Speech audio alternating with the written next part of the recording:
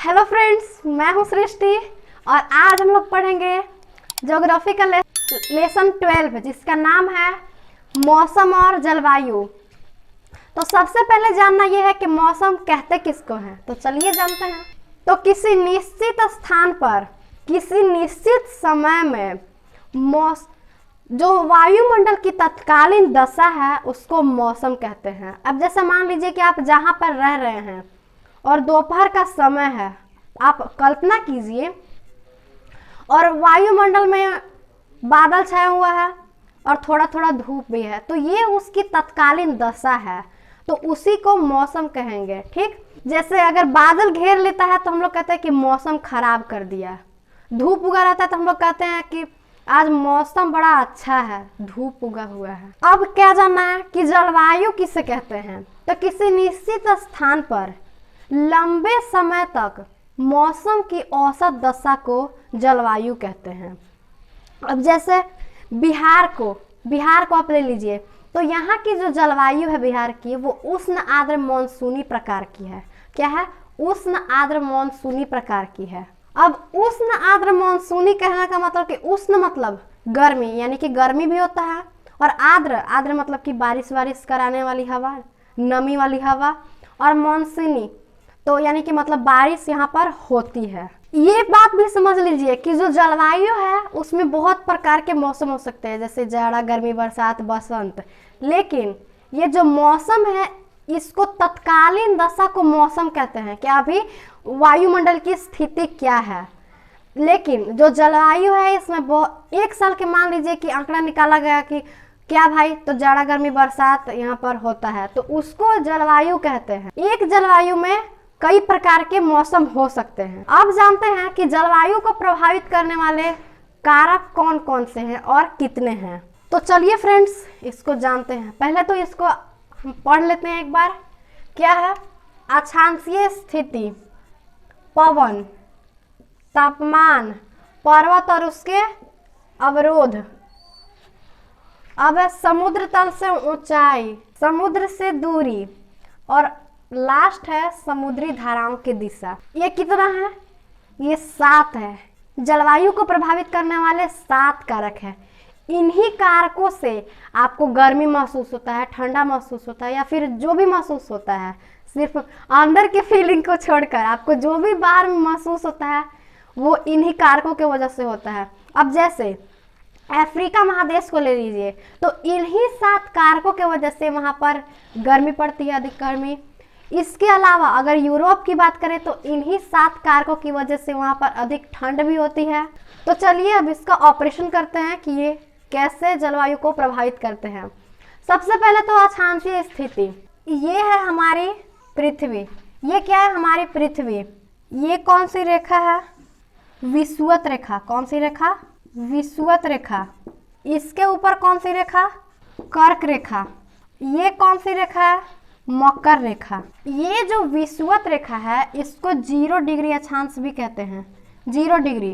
तो यहाँ पे जो सूर्य की किरणें होती हैं वो एकदम सीधी पड़ती हैं। इसके कारण यहाँ पर बहुत ज़्यादा गर्मी पड़ती है, जिसकी वजह से यहाँ पर जो लोग होते हैं वो काले काले होते हैं। और 23.5 डिग्री पर कर्क रेखा होता है। इसके वजह से इधर क्या एकदम सीधा रे पड़ता है, इधर जाते जाते थोड़ा तिरछा रे हो जाता है, जिसके वजह से यहाँ पर थोड़ी कम गर्मी पड़ती है। और यहाँ भी वही स्थिति है। ये भी जो रेखा है मकर रेखा, हमारी मकर रेखा, ये भी 23.5 डिग्री पर होती है, जिसके कारण यहाँ भी थोड़ी कम गर्मी पड़ती है। ठीक, और इसके अलावा अगर इधर बात करें, यहाँ पर एक रेखा होती है आर्कटिक रेखा। क्या? आर्कटिक रेखा। कितना डिग्री पर? 66.5 डिग्री। और यहाँ पर एक रेखा होती है अंटार्कटिक रेखा। ठीक, और ये भी जो रेखा होती है वो 66.5 डिग्री पर होती है। तो इस वजह से ये जो दोनों रेखाएं हैं यहाँ पर बहुत ठंड होती है। क्यों? क्योंकि इधर जो सूर्य की किरणें हैं वो एकदम तिरछी हो जाती हैं। इसी वजह से यहाँ पर बहुत ज़्यादा ठंड होती है। ठीक है। अब है हमारा दूसरा कारक, क्या? ये जो आप देख रहे हैं विषुवत रेखा, कर्क रेखा, आर्कटिक रेखा, मकर रेखा और अंटार्कटिक रेखा, ये क्या है? ये अक्षांश है। और यहाँ जो होती है एकदम सीधे सीधे ज़्यादा गर्मी पड़ती है, उससे ऊपर थोड़ा सा जाइए तो थोड़ा कम गर्मी पड़ती है, अगर उससे भी ऊपर जाइए तो एकदम ठंड होती है। तो इसको आप इस तरह से समझ सकते हैं कि कहीं पर आग जलाइए और अगर एकदम उसके पास बैठिएगा तो आपको गर्मी का एहसास होगा, और अगर थोड़ा और दूर जाइए तो आपको कैसा लगेगा? थोड़ा गर्मी का एहसास होगा। तो इस तरह से आप इसको समझ सकते हैं। ये क्या है? ये अक्षांश रेखा है, जबकि जो ऊपर से नीचे की ओर जो रेखा होती है उसको देशांतर रेखा कहते हैं। पवन यानी कि हवा, तो हवा आखिर जलवायु को किस तरह से प्रभावित करता है? जहां से भी ठंडी हवा गुजरेगी मौसम ठंडा हो जाएगा, और अगर वहीं पर कहीं से गर्म हवा गुजरेगी तो मौसम क्या हो जाएगा? गर्म हो जाएगा। तो इस तरह से पवन जलवायु को प्रभावित करता है। अब बात करते हैं तापमान की। तो तापमान जलवायु को सबसे ज्यादा प्रभावित करता है। अब मान लीजिए कहीं पर है 40 डिग्री सेल्सियस तापमान, तो वहां पर बहुत ज्यादा गर्मी होगी। अब मान लीजिए कहीं पर 8 डिग्री सेल्सियस तापमान है, तो वहां पर ठंड का मौसम होगा।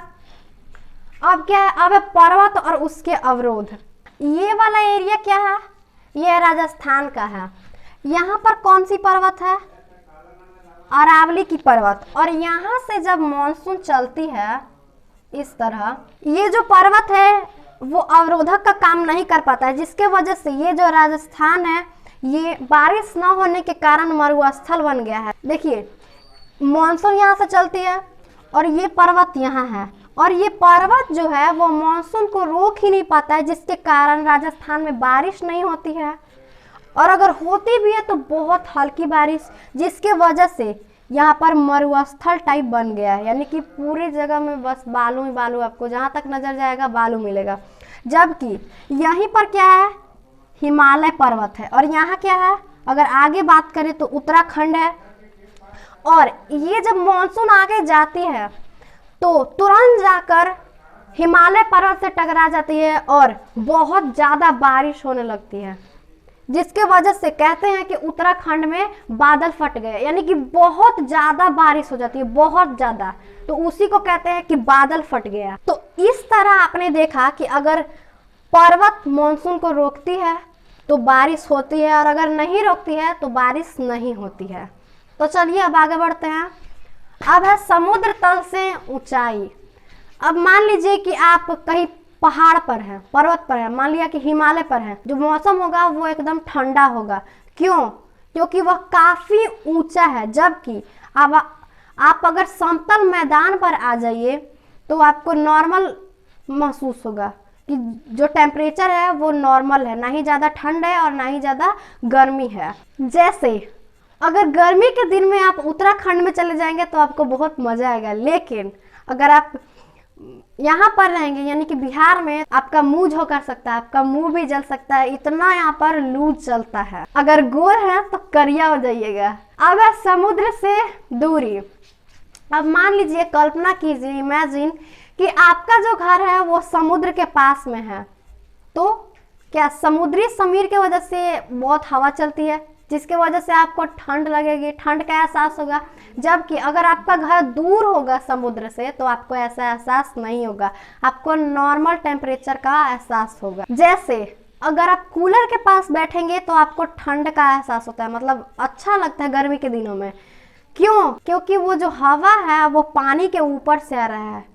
आप देखते होंगे कि कूलर में पानी डाला जाता है, क्यों? इसी के वजह से, ताकि जो हवा है वो ठंडी हवा निकले बाहर। समुद्र के पास से भी जो हवा चलती है वो ठंडी हो जाती है। समझ लीजिए कि वो जो हवा है वो एकदम नेचुरल कूलर है। ठीक, अब आ जाता है समुद्री धाराओं की दिशा। ये क्या है?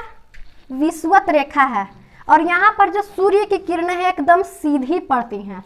सीधी पड़ने के कारण यहाँ की जो पानी है वो गर्म हो जाएगी, गर्म धारा हो जाएगी, और ये जहाँ से भी गुजरेगी वहाँ क्या होगा?